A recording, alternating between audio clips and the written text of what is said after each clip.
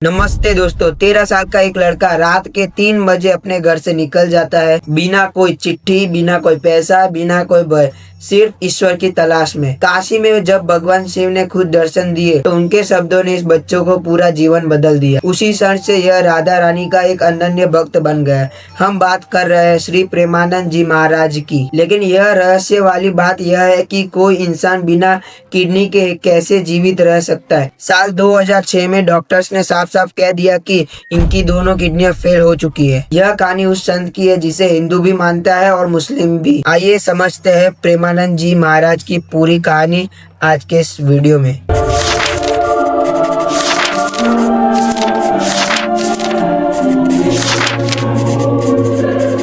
इस महान संत की यात्रा शुरू होती है साल 1969 में। इनका जन्म उत्तर प्रदेश के कानपुर जिले के एक अखरी गांव में एक ब्राह्मण परिवार में हुआ था। उनके जन्म का नाम था अनिरुद्ध कुमार पांडे। उनके पिता श्री शंभुनाथ पांडे और उनकी माता रमा देवी बहुत ही गहरे धार्मिक विचारों वाले थे। आध्यात्मिक झुकाव सिर्फ माता पिता तक सीमित नहीं था, उनके दादाजी भी सन्यासी रह चुके थे और बाद में पिता ने भी सन्यास ग्रहण कर लिया। बचपन से ही वह अपनी उम्र के बच्चों से अलग थे। जहाँ बाकी के बच्चे खेल कूद में रुचि लेते, वही अनिरुद्ध अपना समय भक्ति और शास्त्र पठन में लगाते थे। 5वीं कक्षा तक पहुँचते पहुँचते वे गीता, प्रेम, गोखणपुर के पुस्तक के श्री सुख सागर और अन्य पुराण के अध्ययन करते। घर में जब कीर्तन होता वह पूरे मन से हनुमान चालीसा, सुंदरकांड गाते।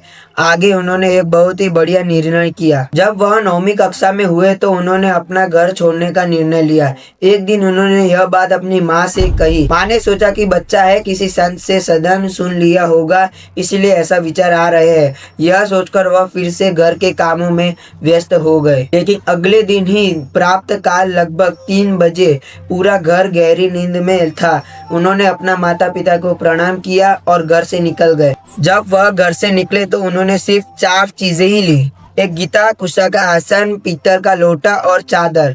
रात के अंधेरे में वह घर से निकले और लगभग 15 किमी तक चलते रहे। सुबह होने तक वे एक जंगल के विशाल शिव मंदिर में पहुंच गए। मंदिर पहुंचकर वह भूखे प्यासे 14 घंटे तक ऐसे ही बैठे रहे। दोपहर के 12 बजे तक उनकी भूख बढ़ती गई और तभी वह ध्यान लगाने बैठ गए। तभी एक आवाज ने उनका ध्यान तोड़ा। तभी उन्होंने देखा कि मंदिर के दरवाजे पर एक आदमी खड़ा है।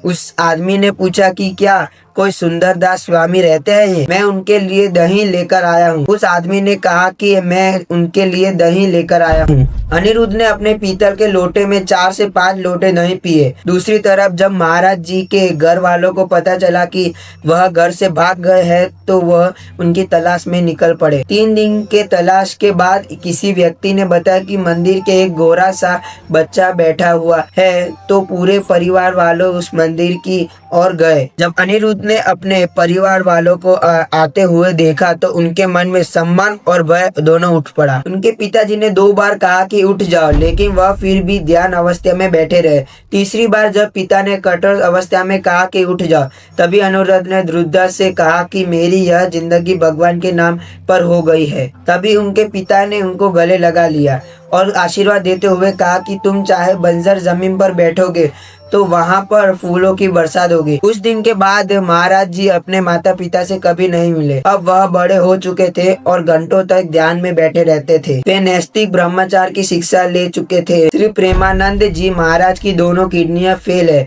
लेकिन उसके बावजूद वह जीवित है। यह सब भगवान की कृपा से ही हो पाया है। आज के इस वीडियो में बस इतना ही। अगर आपको यह वीडियो पसंद आया तो मैंने एक वीडियो बनाया है जिसमें मैंने बताया कि अर्थ की फॉर्मेशन कैसे हुई, जिसमें आप यहाँ क्लिक करके जाकर देख सकते हो।